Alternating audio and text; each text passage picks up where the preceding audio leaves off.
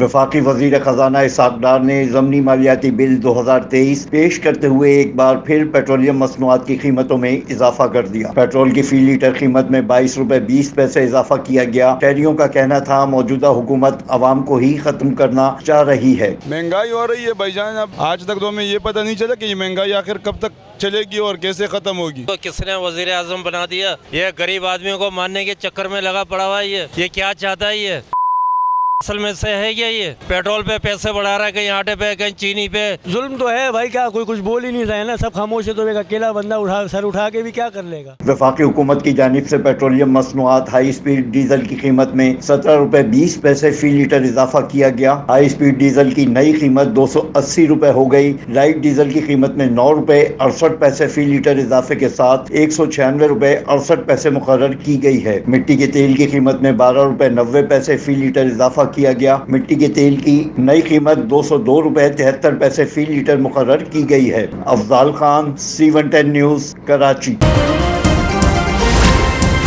C110 news, خبر کی اصل خبر۔